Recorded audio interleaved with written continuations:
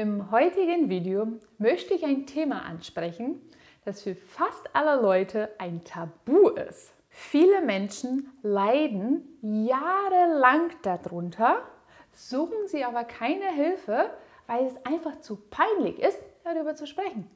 Was sehr schade ist, da es viele Behandlungsmöglichkeiten gibt, um diese Beschwerden bis zu 100% zu beseitigen. In diesem Video setzen wir uns mit dem Thema Stuhlinkontinenz auseinander. Ich erläutere die häufigsten Ursachen, die zu einer Stuhlinkontinenz führen können, zeige dir 2 einfache Übungen, die du machen kannst, um deinen Beckenboden zu stärken, und zum Schluss gebe ich dir wichtige Tipps, was du gegen Blähungen machen kannst und was du für deine Darmgesundheit noch extra dazu machen könntest. Genaue Zahlen, von wie viele Patienten betroffen sind von Stuhlinkontinenz, sind ja nicht vorhanden. Vor allem, weil die Patienten es überhaupt erstmal gar nicht ansprechen. Die schämen sich darüber. Fast jeder 10. Erwachsene ist davon betroffen. Stuhlinkontinenz kann in 3 Grad eingestuft werden. Bei dem Grad 1 ist es der unwillkürliche Abgang von Darmgas. Bei dem Grad 2 verliert man dünnflüssigen Stuhl. Und bei dem Grad 3 verliert der Patient geformten Stuhl. Bei allen Patienten ist es immer das Gleiche. Die Lebensqualität ist enorm beeinträchtigt. Viele gehen nicht mehr raus oder schämen sie sich, in sozialen Aktivitäten teilzunehmen, weil es dem einfach zu unangenehm ist, keinen Kontrollen über seinen Darm zu haben. Und jetzt erkläre ich dir kurz, was die Hauptursachen für Stuhlinkontinenz sein können. Die erste und wichtigste ist ein zu schwacher Beckenboden. Der Darmausgang wird durch willkürliche Muskulatur, der Beckenboden, geschlossen. Wenn diesen Muskel genug Spannung hat und auch in der richtigen Zeit genau richtig anspannt, dann bist du auch kontinent. Zu schwachen Muskeln oder Muskulatur, die nicht rechtzeitig angesteuert werden kann dazu führen, dass der Patient eine Stuhlinkontinenz hat. Nicht nur, weil die Muskulatur jetzt zu schwach ist, kann es auch sein, dass die Nerven, die diesen Muskel versorgen, jetzt halt beeinträchtigt sind. Krankheiten, wo Nerven geschädigt werden können, würden auch dazu führen, dass die Muskulatur nicht richtig gesteuert wird. Eine sehr wichtige Ursache ist es auch chronische Verstopfung. Wenn jemand dauerhaft unter Verstopfung leidet, kann es dazu führen, dass der Darm sich ausdehnt, die Muskulatur über die Zeit auch überdehnt und geschwächt wird, was es zu Ende dazu führen kann, dass man das nicht mehr kontrollieren kann. Auch chronische Erkrankungen, die zu einem Durchfall führen und dauerhaft die Patienten unter Durchfall leiden, können dazu sorgen, dass die Muskulatur nicht mehr richtig gesteuert werden kann. Und nicht zuletzt können auch Schädigung oder Spätfolgen von Geburten wie Darmriss dazu führen, dass der Beckenboden am Ende nicht mehr funktionell ist. Wenn du weitere Videos für deine Gesundheit und Fitness bekommen möchtest, dann abonniere meinen Kanal. Somit bleibst du immer auf dem Laufen und verpasst keine wichtigen Tipps für deine Gesundheit. Nur dann, wenn die Haltung von den Zwerchfell, die Wirbelsäule und das Becken gerade ist der Überdruck auf dem Beckenboden auch weniger. Wenn der Beckenboden jetzt halt eine richtige Ausgangsstellung hat, dann kann er auch erstmal besser funktionieren. Das heißt, für die erste Übung solltest du dich aufrecht hinsetzen. Deine Schulter sollen jetzt halt in eine Linie sein mit deiner Hüfte, dass du gerade bist. Nicht in Hohlkreuz gehen, aber auch nicht zusammenfallen. Wenn du jetzt diese Haltung angenommen hast, deine Lendenwirbelsäule mit einer normalen Kurve, dein Augenblick ist nach vorne und am besten sind deine Füße auch fest auf dem Boden. Die Knie sind hüftbreit auseinander und in dieser Übung geht es hauptsächlich darum, dass du erstmal die Spannung von dieser Muskulatur richtig wahrnehmen kannst. Achte darauf, dass du nicht die Gesäßmuskulatur anspannst und auch nicht die Oberschenkelmuskulatur. Es geht viel mehr um die richtige Steuerung als um die Kraft an sich. Große Muskelgruppen werden häufiger zuerst aktiviert und die sorgen dafür, dass die kleinen Schließmuskeln gar nicht richtig gesteuert werden können. Jetzt, wo du die richtige Haltung hast, deine Füße sind auf dem Boden aufgestellt, solltest du versuchen, den Beckenboden anzuspannen. Die Spannung, die du erzeugen solltest, ist das gleiche, so als ob du Luft zurückhalten willst.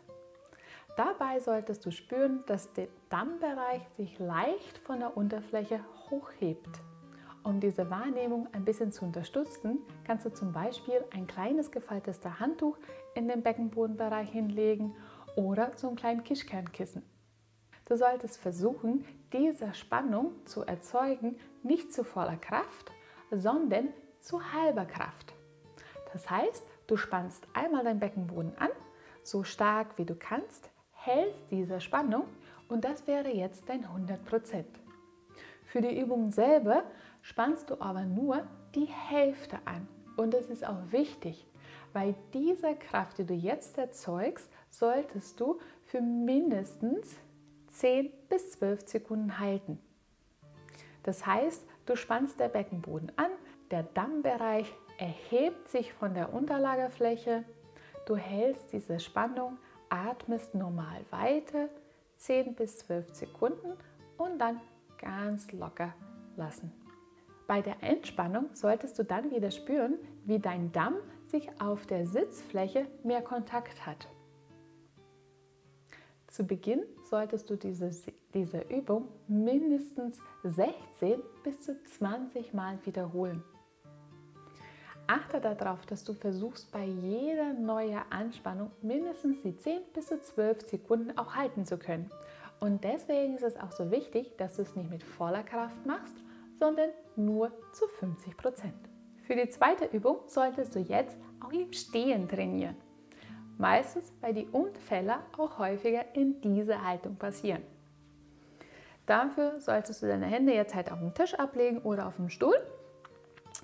Du stellst sie jetzt in Schrittstellung hin, lehnst deinen Oberkörper leicht nach vorne. Wichtig dabei ist es jetzt halt, dass dein Kopf, Schulter und Hüfte in einer Linie bleiben. Platzierst du deine Hand nach vorne, Blick geradeaus.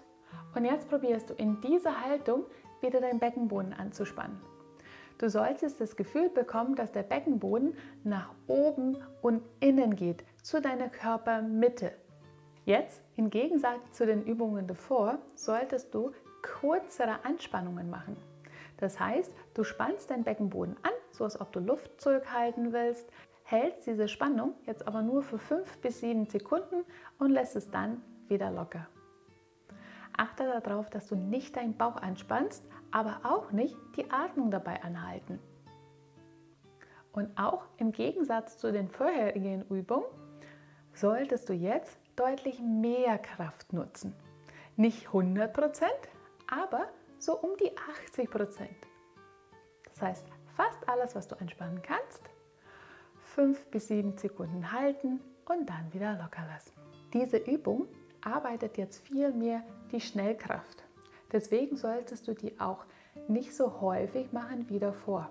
Das heißt maximal 8 bis 15 Wiederholungen. Und wie ich dir am Anfang versprochen habe, hier noch ein paar wichtige Tipps für deine Darmgesundheit. Wenn dein Hauptproblem eher das unwillkürliche Abgang von Darmgas ist, dann hilft es auch, die Quantität von Blähung zu reduzieren. Pfefferminzöl oder Kümmel können dafür sorgen, dass man weniger Gas produziert. Kümmel kann sowohl in Form von Tee genommen werden, als auch Zäpfchen eingeführt werden.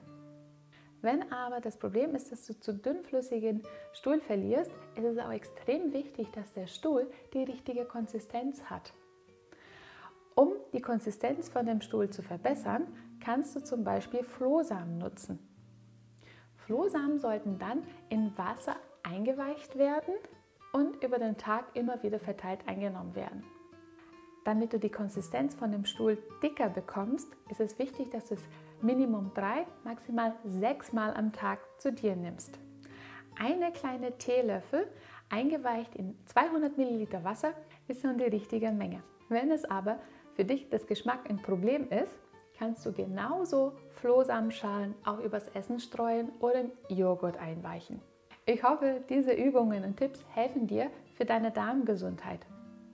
Das Wichtige ist aber, es gibt keine Zaubermittel. Beckenbodenübungen müssen langfristig gemacht werden, damit man eine dauerhafte Linderung erzeugen kann. Wenn du aber Schwierigkeiten hast, Urin zurückzuhalten, bzw. dann auf die Toilette zu gehen, wenn es dir passt, dann guck bitte dieses Video an. Das sind noch wichtige Übungen für deine Beckenbodengesundheit. Ich hoffe, dieses Video hilft dir weiter und wir sehen uns bei meinem nächsten Video. Bis dahin, tschüss!